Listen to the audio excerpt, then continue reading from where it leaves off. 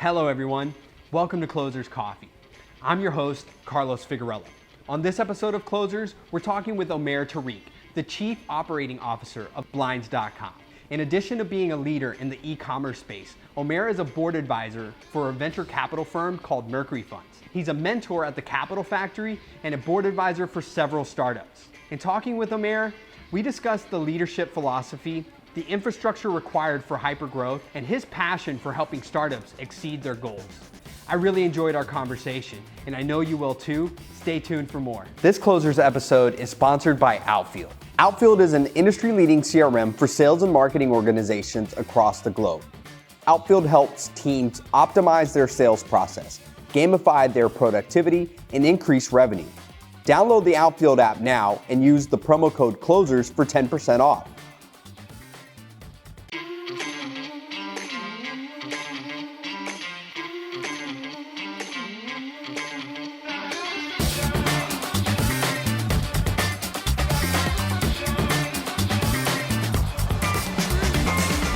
Welcome to Closers Coffee. I'm excited to have Omair Tariq with us today. Omair is an e-commerce executive, a board advisor, and a Capital Factory mentor. Omair, welcome. Thank you for having me. Excited to talk to you. You have a lot going on, and just really wanted to start off with, tell us a little bit about Blinds.com and your role today. Yeah, sure. So I've been with Blinds.com for about 12-ish years, 11, 12 years. And really the company name is actually Global Custom Commerce, and there's a story behind it. Blinds.com is one of our websites where we sell blinds online. I'm currently their Chief Operating Officer. I lead their sales, service, analytics, data science, and then services expansion team. Been with the company in probably 8 different roles over the last 12-ish years that I've been there.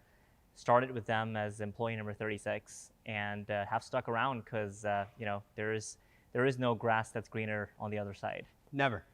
Yeah. Talk to us a little bit about there when you started. What were some of your initial thoughts, and how have those evolved over these years? Yeah, when I joined Blinds.com, I was coming from a fairly large company. It was a multi-billion-dollar manufacturing company in the fashion retail space.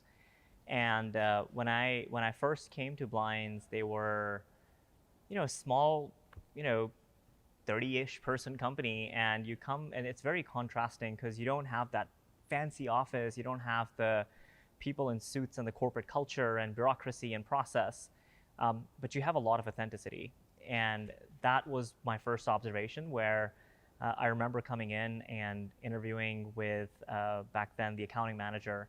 And she walked up to me in joggers and a jeans and a t-shirt, and I looked at her really weird because my background before that had been in large companies where, in finance, for example, dressing up and wearing a suit was a thing. At first, I didn't really know if it was good or bad, but it felt right. And so today, talk to us about kind of your day-to-day there, and just how you lead that organization. Yeah, it's we're a fast-growing business, and when you are part of something that is ever-growing, you have really interesting challenges and problems to solve for every single day. Definitely. We are in the process of, even today, continuing to think about what is the company going to look like when it's 10 times the size it is today. Even after, if I look back the last 10 years, the company has basically grown 10x. Yeah. And so the curve of growth continues to kind of happen, and the biggest challenges we have right now are around how do you scale the organization in this hypergrowth form? How do you maintain its culture? How do you maintain its secret sauce? And how do you expand into all these different opportunities that we have as a business now as being part of Home Depot? What are some of the big bets that you've made, and kind of share some of the success you've seen in the digital space?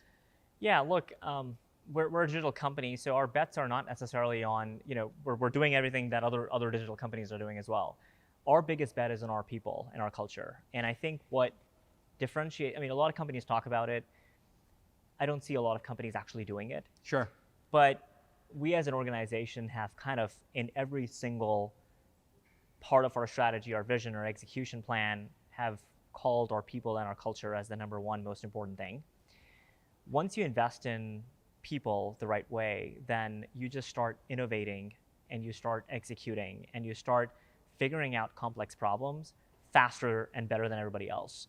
So that's our bet. It's not a digital bet, it's a business bet. And other companies that do that end up also doing, really well. And it speaks to your time at the company, right? Yeah.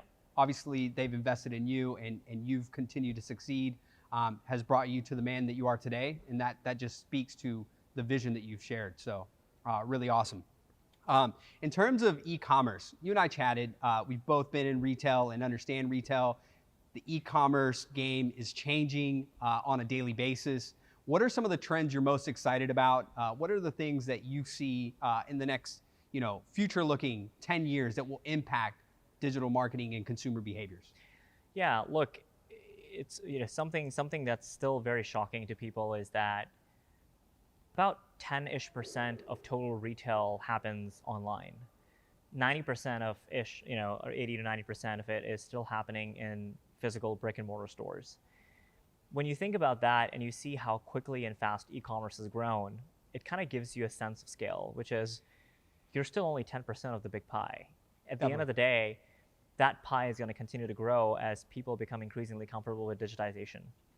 The reality is, especially with COVID, people are now forced to use digital experiences to buy things that they never bought online. And I think that behavior is going to stick long after because it is a better experience. Now, don't get me wrong, I think stores and physical presence has a place and will continue to have a place. But it's going to be a lot more about experience. It's going to be a lot more about expertise. And it's going to be a lot more about fulfillment. It's going to be less about going in and picking up something that you wanted. I think a shoe or a shirt or a watch, I think those things are going to get fairly commoditized as people get comfortable buying online. But people will still crave to go into stores and experience something, talk to an expert and learn something in the physical environment. And then again, I think people will continue to feel comfortable or feel the need to go pick stuff up from the stores. Yeah. I think, a lot of it is also the element of surprise, going to the store and learning about something, right? Or experiencing and getting hands-on, especially with, a lot of the higher ticket items, appliances and tech to some degree, right? And so it's really interesting to see the shift and how things get commoditized, but also, how are our behaviors being drawn to in-store? How do people bring us in, give us that experience that wows us? And ultimately, whether the purchase decision is made today or 90 days, 100 days out, how do you continue that journey to ensure that the customer is still engaged? Yep. Yeah, and look, I think, and to answer your earlier question, which is how do I see digital marketing evolving over time and consumer behavior. So I talked a little bit about consumer behavior. I didn't really talk about digital marketing. I think that data is going to continue to become weaponized, and I'm not sure if that's the best word to use, but it gives you a sense of how important data becomes and how important the use of things like machine learning and data science becomes and AI becomes, where you think about decision making. Today, as we operate, the companies that are at the bleeding edge of leveraging data to make the right decisions are the ones that are succeeding. Part of it is because they're able to make decisions in so much, call it speed, or they're able to make decisions so much faster than everybody else because they've automated the process to some extent. Yes. And I think that's something that's going to continue to happen to digital marketing, which is it's going to get personalized. You talk about what shows up on your Facebook feed. It's always relevant, and that's scary. Yeah. But that's going to continue to happen. But in addition to being personalized, I think it's going to continue to become relevant. It's going to continue to become more digitized. The world where people watched ads on TV or billboards is going to still stick around, but I think it's going to be so much more about social media. It's going to be so much more about what you see on your YouTube channel versus, your typical traditional media. Definitely. Yeah, and I think personalization is the next wave of consumer behaviors. You're right, you see it with iPhone. Those are colors that are specifically chosen because they know that they speak to the majority of their audience, right? And so they'll continue to take that data and make the best decision when sourcing and when trying to find the right products to bring to market. That's right. Yeah, awesome. Talk to us about, your vision on leadership and how you lead your team day to day.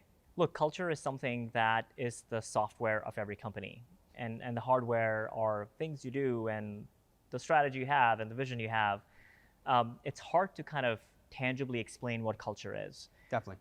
But somehow you still sense it that that's our culture. At blinds.com, at Global Custom Commerce, we've tried to codify that with the use of core values. We have 4 core values as a company, and we use them to kind of run our day-to-day operations. But more importantly, as you think about culture, what really matters is how people make decisions, and what is their guiding principle when they're about to do something. So I think culture ultimately becomes so much more about what kind of happens bottoms up from people that are actually at the front lines and leading the organization from the front. It becomes so much more about how do you make your decisions on a day-to-day basis. It becomes so much more about how do you develop people and you grow them and you help them get better than they thought they could possibly be.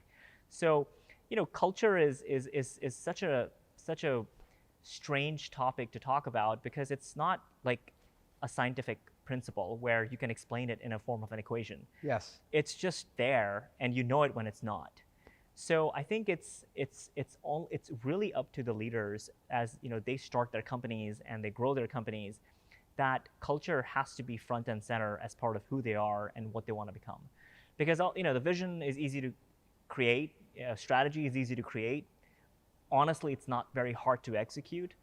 But what is really hard is to have that software that glues those things together, and that's where culture comes into play.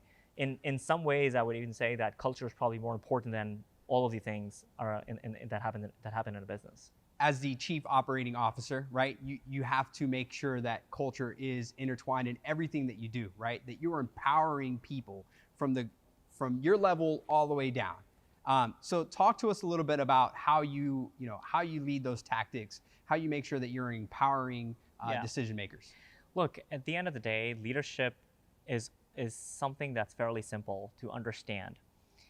It's hard to execute on because most people miss that it's actually the simplistic things in leadership that matter the most. In my mind, I try to bucketize or categorize everything into 3, so I'm going to try and do that with leadership. I think leadership is all about being selfless, being able to instill trust in the people that are around you, and it's to have a level of competence that allows people to respect you. What I mean by that is, if you operate in only one of the three pillars, it doesn't work out. For example, you could be a highly competent leader, but if people don't trust you, then they're not going to follow you. If you end up being a very trusting leader, that people trust you, they like you, but you don't have the competence part of it, then people ultimately don't really feel that they can follow you to the end. On the other hand, the third pillar of it, which is around being selfless, honestly is the key to the other 2, which is you don't usually become a leader unless you're competent. But when you do become a leader, you typically try to be a lot more about, I'm going to tell people how things work, or I'm the smartest guy in the room. But in reality, that's the absolute wrong way of thinking about it. It has to be so much more about being selfless. It has to be about you actually coming to work every single day and thinking about, how do I make the lives of people around me better? It sounds cliche, but that is the reality. And honestly speaking, growing up in the corporate world, or anyone that goes from being an individual contributor to a manager of managers to a leader in an organization, nobody really trains you about that, hey, it's not about you anymore. It's not about how fast you built that report or PowerPoint or how smart you answered that question, but it's all about the people that work around you as to how productive and how important and how smart they are. So you think about, what that entails, and it's so much more about coming to work and really just focusing on the people. It goes back to the people. So as a leader, your role really becomes, A, make sure that the culture of the organization continues intact, and you identify people that are the drivers of culture and people that are hurting the culture, and you prevent them from hurting the culture. And then B, it's all about developing people to be better than they thought they could possibly be. It takes a leader seeing the potential, seeing the capabilities, and then shaping them and giving them the resources and the capability to succeed. And they'll always exceed, anyone's expectations, because sky's the limit. So yeah, no, I mean, at the end of the day, you're never going to be the smartest guy in the room ever, because there's, Einstein said you can't judge a fish by how well it climbs a tree. And there are so many times where people are in over their head because they feel like they're a fish and they do amazingly well in the water. but in reality, they need to climb a tree, and in that case, you have to rely on other people. Definitely. Yeah, I like that.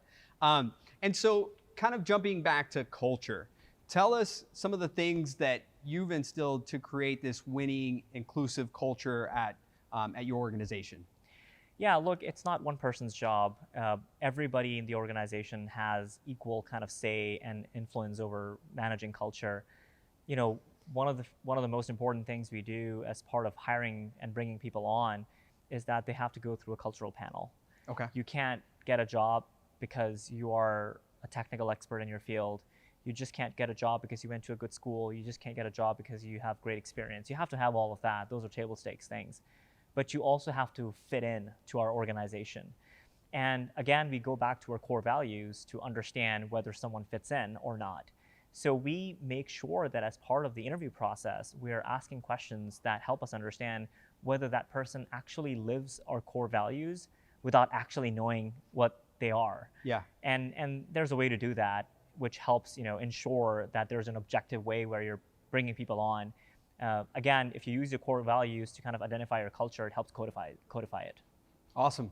Yeah, it's important, in that process, because now you're making it inclusive by having your employees give peer review on a candidate, right? They're measuring based off of the same things that they were measured walking into the door. That's right. And I think that leaves it, that's just like you said, the pillars of which you hold the organization on. So really cool. And so taking culture and then talking about some of your roles as advisor and mentor, how do you take your learnings and kind of pass those on to some of the companies that you've advised or mentored on? Growing a business and you learn by making a lot of mistakes, the things you learn become very valuable. So one of the things that I'm actively involved in is helping mentor startups in their early stages. One of the reasons why I do that is because I've got some reasons around wanting to see Houston as a city thrive and grow and become more, call it change the brand of it. Today, Houston's brand is so much more about oil and gas and healthcare. Nothing wrong with those things, but we can easily be also a tech hub or many technology companies, and we're really not. Part of the reason why I do mentoring and I do kind of invest a lot of time in that space is to kind of help these early stage companies understand how do you hyper grow and how do you raise capital, how do you do the right things to make sure that you survive in the long term. But it's really about just sharing all of the mistakes you make. As I used to be an entrepreneur. I took a jewelry company that I started with my wife, and we grew it from 0 to 1, and then we exited from it, and then as part of the Blinds team, which was already a company that was at stage 1, helped it grow to 10, and then exit that. You learn a lot of things, and you mostly learn by doing it wrong the first several times. So sharing those lessons with the companies that are in those stages is the best way to help them. Just discuss your journey as a startup mentor. You're currently a mentor for the Capital Factory. If you could just share a little bit about that and some of your experience. Yeah, sure. So, like I said, I started in this space partially because I wanted to kind of see Houston and then Texas thrive. And I wanted to do that by helping the early stage companies. People donate money, people donate all kinds of things. For me, it was donation of my time and donation of my skills to some of these early stage companies, because at the end of the day, if 5 years from now, even one of these companies end up being very successful, and if I had a small part in it, it'll feel good, right? Absolutely. And it's something that provides a lot of fulfillment. The experience has been phenomenal, and it's been phenomenal because I went in thinking about, I'm going to be sharing all this wisdom with all these companies, but ultimately it became a process of connecting the dots. And here's what I mean by that. I ended up learning a lot more than I ended up teaching in the process of mentoring. Over time, as I talked to multiple companies, what that ended up doing was it helped me kind of create a picture by connecting the dots. And it said, okay, well, I talked to this company and they do blockchain in this field. I wonder how their technology could be applied in the apparel space. And by connecting those entrepreneurs together and by connecting the investors and venture capitalists that are in my network to those entrepreneurs, that's where the real value came in. So for me, it was kind of interesting because I felt that I'm going to go, but it really ended up being I got more than I gave. But then at the end of the day, the sum of the parts was greater than the whole, because once I was able to connect the dots with everything that I learned from these amazing entrepreneurs, it not only helped me help the different companies that I was advising, but honestly, it helped me do my job better, Definitely. because there are so many of these technologies, and the way these entrepreneurs slash hustlers are solving their problems, that when you have an abundance of resources and people around you, you just don't think about solving them that way. You just get too caught up in the usual way of doing things. So in a way, again, this was another opportunity for me to actually get so much more about from these entrepreneurs than actually give them. And so let's talk about some of your board of advisor roles. You're on Mercury Fund's board of advisors, as well as FitMatch. If you could just share a little bit about both of those, quite different. And so maybe there's some similarities that from the surface you don't see. Yeah, no, absolutely. Look, it's just another way for me to get engaged with some of these companies and honestly venture capital guys, because at the end of the day, my heart is in helping startups and early stage companies. In some cases, that ends up being through a venture capital firm like Mercury Fund, which they're an amazing group of people and are doing a lot of cool things here in Houston and in Texas and even the broader country. That's awesome. So through them, it gives me space to be able to not just be an investor, but it also gives me space into being, available to help some of these companies, and then again provide them wisdom through the mistakes that I've made. Um, you know, FitMatch is a super interesting company. They're very early stage, and honestly, they're another example where I'm involved with them primarily because of what I think they're going to become in the next 5 to 10 years, which is really, if you think about why am I involved with them, it's because I want to be able to kind of help them with some of the things that I've learned across my retail experience. But then really it's to help them kind of think about how they can scale and grow, because that's where they're at in their stage. The difference is that in one case, where with Mercury, for example, I get the opportunity to talk to a lot of cool companies in a very short period of time. So it's kind of like speed dating, where you're talking to a bunch of different companies, and then some of them that end up being interesting, you kind of go deep and you kind of compare them with what your skill set is and see if you're able to actually provide value to them or not. Mm-hmm. It's a very, it's a high level of involvement, at a height with a bunch of different opportunities, which is great and it's a lot of fun, but it's not the same thing as, for example, being a mentor or an advisor to one company like FitMatch.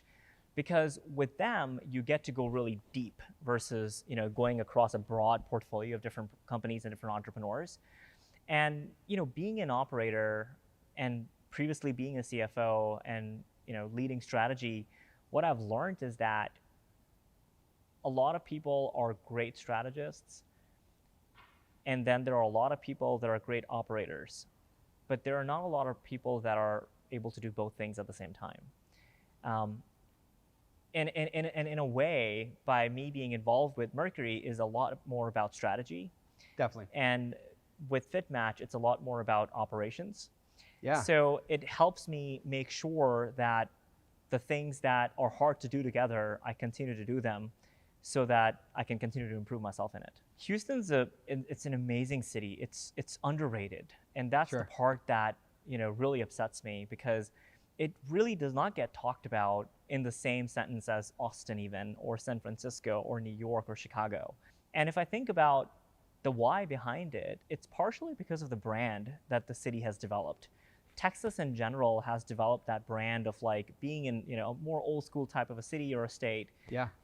You don't think about technology when you think about Texas, or Houston, you think about oil and gas, maybe you think about healthcare. So me being in consumer product space and me being in technology for the last 12, 15 years, and I look around and I look for peers and other people and other companies here in Houston, and you just don't have that many retail and technology companies that you would have, for example, in San Francisco or New York. And that is not okay. Like, we, as in, the future of the world is around technology, it's around data, it's around AI, it's around things like blockchain. Why then are we still so much more reliant on the oil and gas industry? Why are we still so much more reliant on the healthcare industry? So my why comes from wanting to make sure that I can continue to live in Houston for the rest of my life. I love the city. The only reason I would leave Houston would be if it's no longer cool. And I don't want to let that happen. So I'm going to be part of making it cool. We've got all of the ingredients, right? We've got great schools, University of Houston, Rice University. I mean, they're just great academic institutions. You got a ton of talent. You got a great, tax program. Texas in general is a great tax-friendly state. Got a ton of capital and money here from people that have made tons of money in the oil and gas journey that they've had in the last 50 to 80 years. So you think about the money is there, the academic institutions are there, the great culture, the diversity is there, and you think about that and it's got all the right ingredients, then why not do we have that perfect dish? So I think it's partially because we've just gotten used to relying on oil and gas. We've just gotten used to doing things the way that were done before. Another reason is that capital and investments in Houston have been, and especially from Houston investors, have been more on the areas that they're comfortable with. Sure. We when I get together with some friends, we joke about this, that if an entrepreneur goes to an investor and says, I have this company, it's at $1 million average revenue run rate, annual revenue run rate, and I've got 8 contracts to grow it to $10 million, and I just need to raise $250,000, and there's a 90% chance I'm going to be successful. You don't get money. On the other hand, you go to an investor and say, hey, I'm going to dig there, and there's like a 5% chance there might be oil. People write checks. Wow. And you're like, that makes no sense, right? And that's just what happens. And it's unfortunate because, again, these investors that have grown up in Houston have just seen a ton of money being made in the oil and gas space, whether it's services, technology, all related to that industry. So now when they get presented with like an e-commerce company or a technology startup or a SaaS startup, they look at it like, I don't know if I'm willing to take the risk. So what ends up happening is a lot of these companies get money from the West Coast and the East Coast. What that ultimately does is that these companies end up moving out of the state and the city. Definitely. In the best case scenario, maybe they move to Austin where the technology talent is there and money is there. But in the worst case scenario, they end up leaving Texas altogether and moving to San Francisco. A lot of investors and VCs require some of their portfolio companies to move to the West Coast because they want to have some proximity with them. So you look at that and what's happening, and again, it's not because we don't have money as a city. We have enough people with a ton of money. It's just about how do you change the perception of who we are, and it's okay to invest in technology. And that only happens when you have a few very successful exits. So that's really what I'm hoping to accomplish, to really think about the bigger why, which is when you mentor some of these startups and you advise them and they grow up to be interesting enough that a big company comes around and acquires them, I think that's what is going to put Houston on the map. What is some of the key infrastructure necessary to experience hypergrowth and from your experience? Yeah.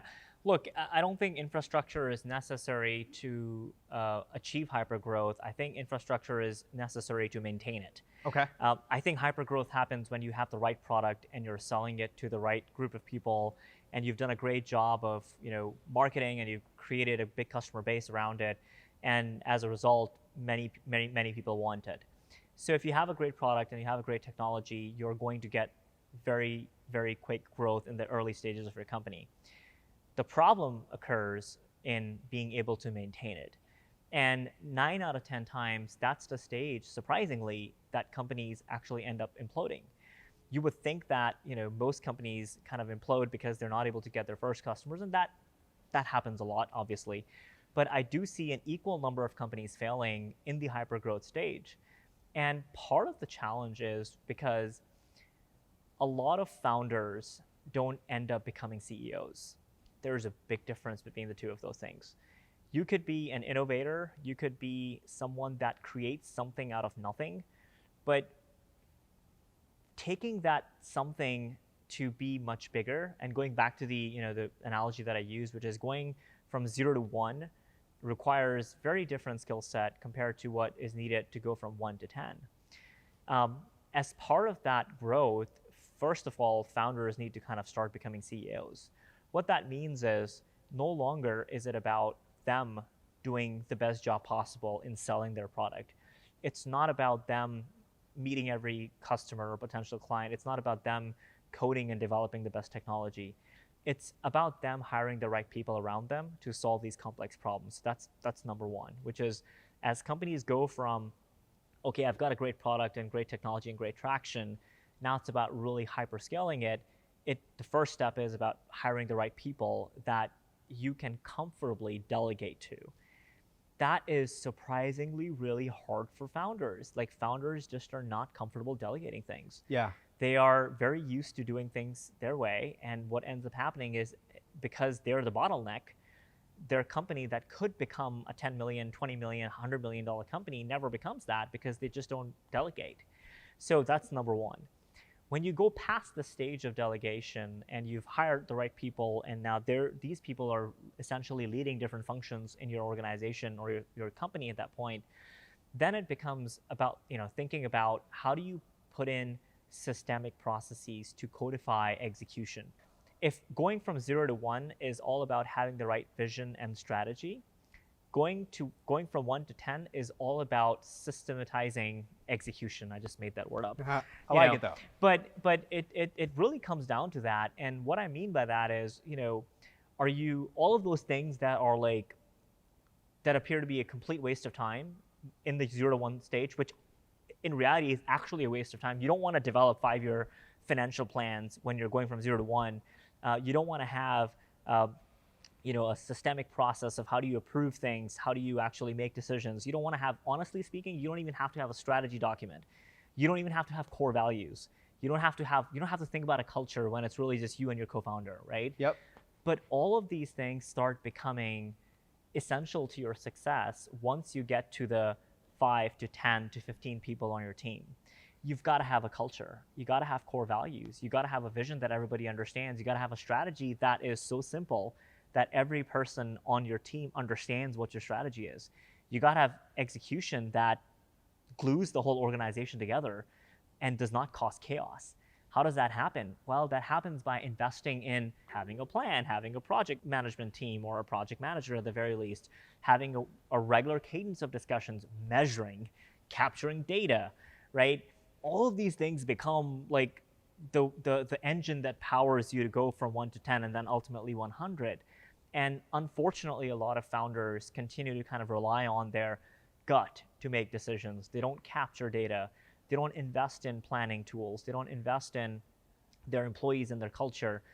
They don't ever share strategy. If you talk to companies, even, I've had conversations with companies that are even in the $10-ish million average revenue per year size, and you ask them what their strategy is. And their founder knows it, but you talk to the rest of leadership, they don't know what it is. Trickling down. They'll tell you different answers, and sure as hell their frontline associates don't know it. That's a problem. When you're running an organization with 40, 50 people, the fact that they don't understand what your vision and strategy is a challenge. So as a founder, when I say that you have to evolve into a CEO, that's what I mean. You got to hire the right people. You got to delegate. You got to put the systems in place that ensure success. You got to measure success. And then you got to have a very regular, consistent way of, again, codifying who you are as an organization. Any blind spots that you've noticed as a trend? Yeah, I think it's, we've all talked about and are familiar with this quadrant where people are subconsciously unaware of their incompetencies. Mm-hmm. And when they invest or someone tells them that, hey, you're doing this wrong, which is your blind spot, they then become aware of their incompetencies and they move from the subconscious incompetence to the conscious incompetence box. And then they start investing in it and ultimately move into the box of being consciously competent about those things. Over-indexing, right? And then at some point, they become so good at their competencies that they can be subconsciously competent, right? So it's a little bit of a cycle that goes through. So a lot of times what happens with the founders is that they're in this subconscious incompetence box, which is they're really smart people. Like they're starting a company. That is really hard to do, right? So by definition, they are really smart people. They over-index on their own abilities to some extent. And what ends up happening is they feel that their decision-making power is so much more superior than everybody else around them. That's why they start there. That's why they're the ones that started the company, right? That's their thought process. So when an outsider comes in and tells them, look, you need to start codifying your culture and have a strategy and start executing. And in the meantime, they're looking at their financial statements and they're running out of cash and they're like, I don't have time to think about strategy, right? I don't have time to think about codifying execution. I just need to make sure I sell that one more time so that I can have enough cash so I can survive another day. And in reality, what they completely miss is that their survival at times depends on their ability to codify a strategy. That's their biggest blind spot. Yeah. And unfortunately, they fall into this vicious cycle of going out of business because they never really transitioned from being able to do something really well to empowering others to do something really well. As companies look to raise capital, what are some of the key metrics that you see? So look, I will not repeat things that most people already know, which is you got to have a sound financial plan, you got to have product market fit, you got to have a clear understanding of your customer journey, which is you need to understand your customers, you need to understand where you're going with it, and you got to create a compelling case to the investors that they're going to get their money back and more once they invest in you. That's table stakes, that's capital raising, financing 101. But what is really interesting and again gets missed by a lot of founders and people that are raising capital is that it usually takes about 5 to 10-ish minutes for an investor to develop a perception about an entrepreneur. And in that 5 to 10 minutes, and in some cases it's actually even less than that, it's very quick. And as humans psychologically are trained to be intuitive because we cannot always operate analytically as much as we want to. We have to somehow at times be able to make intuitive decisions.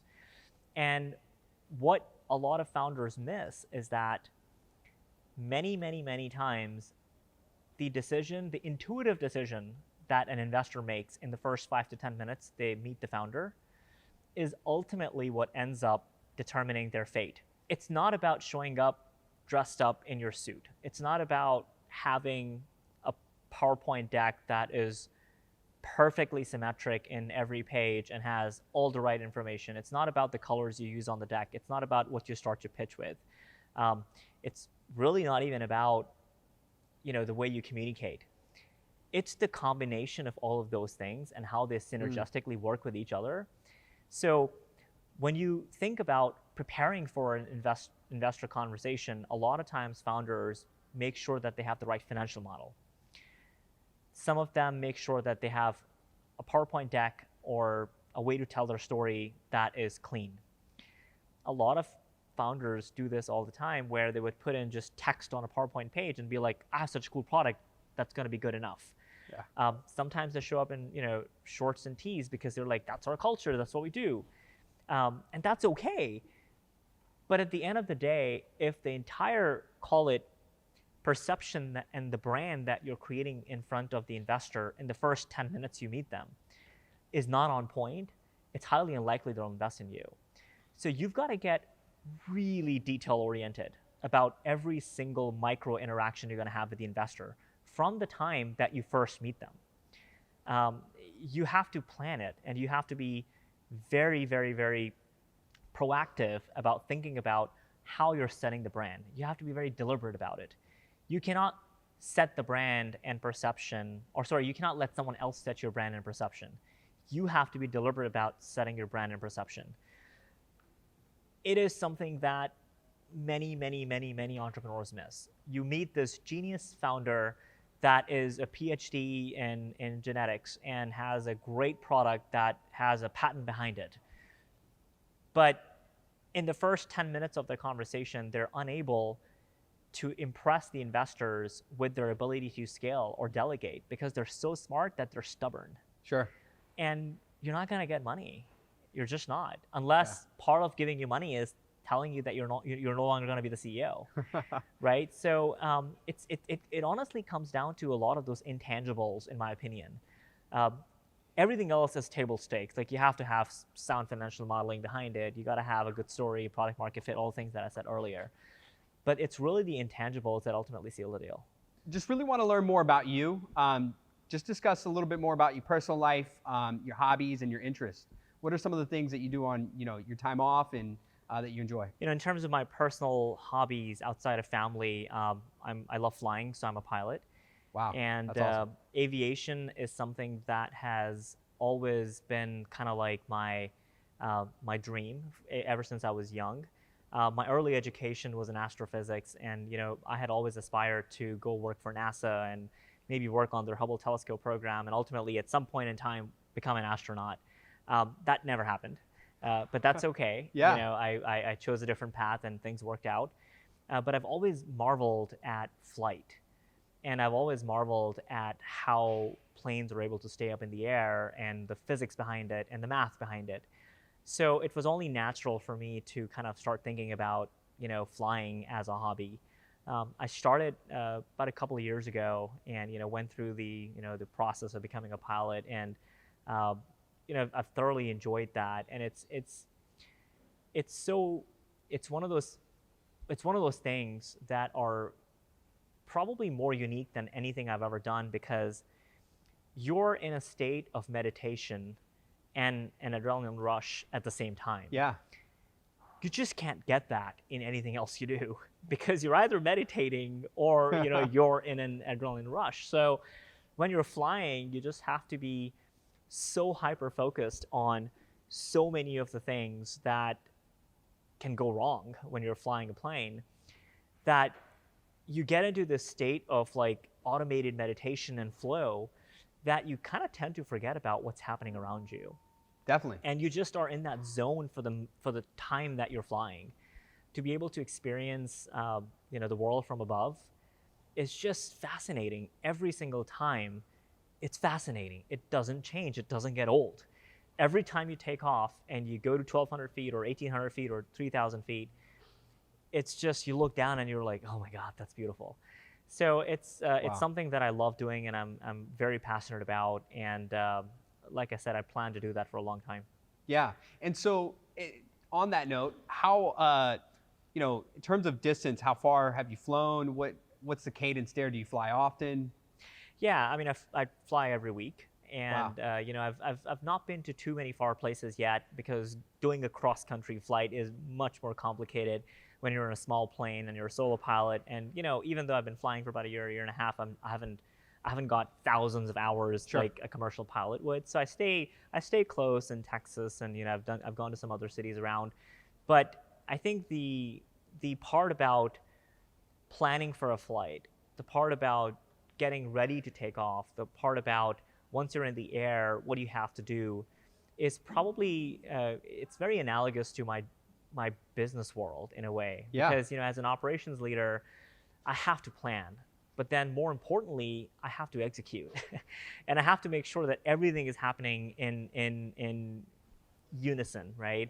It's about flying the plane, it's about navigating, and it's about communicating in a very effective way, and being able to do those three things in proper timing, while you're doing all these math calculations and in speed and flight and your angle of attack. And so it's like solving math problems in 4-dimensional space. Wow. While you're like 2,000 feet up in the air. Yeah. So it's a lot of fun. It's probably a new problem-solving technique for you, right?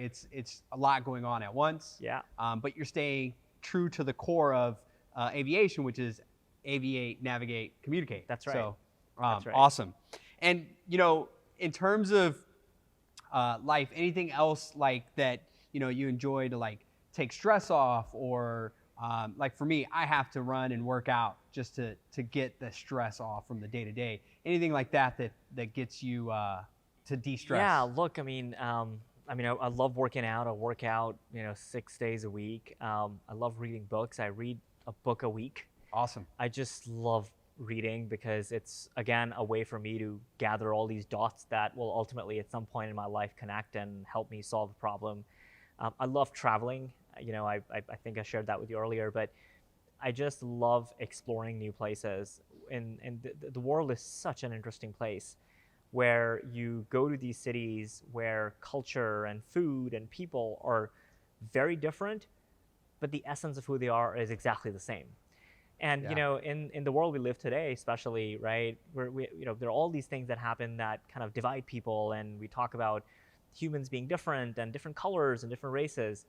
Man, I can promise you, it all boils down to this one thing, which is like being humans, you know, being honest, doing the right thing, taking care of your family, and to be able to experience that, 8,000 miles away in a different country, and then, talking to people and experiencing what their life is like and realizing how similar it is like yours.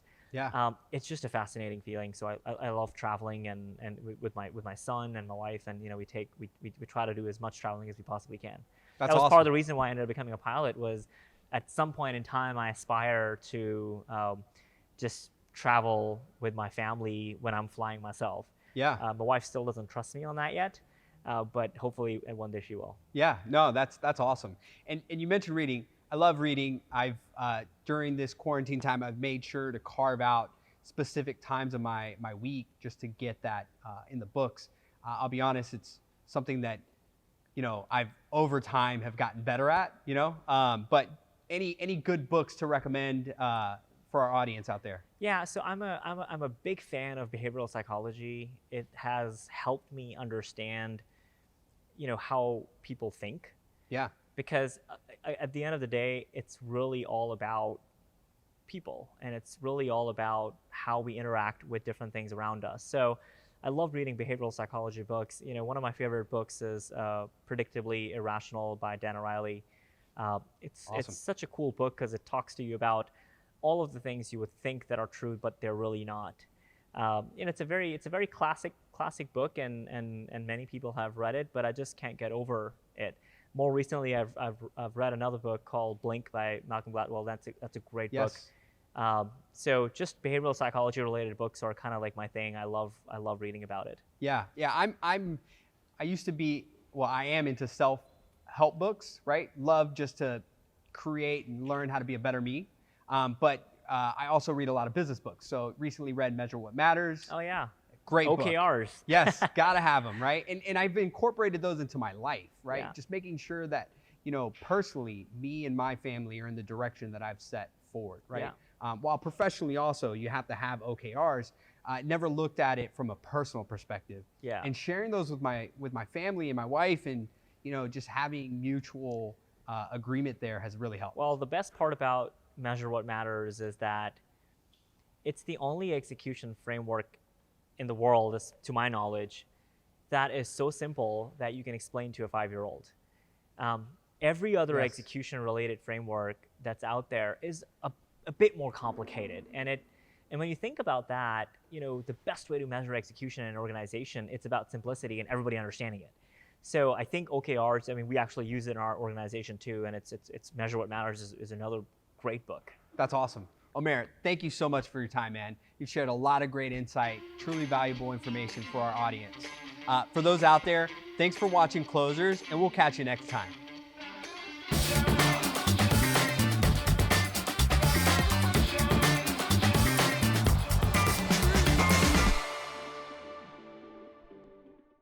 Hey there. Thanks for checking out the Closers Coffee YouTube channel. Make sure to follow us for all the latest Closers content. Please like, comment, and subscribe for more. We can't wait to catch you next time.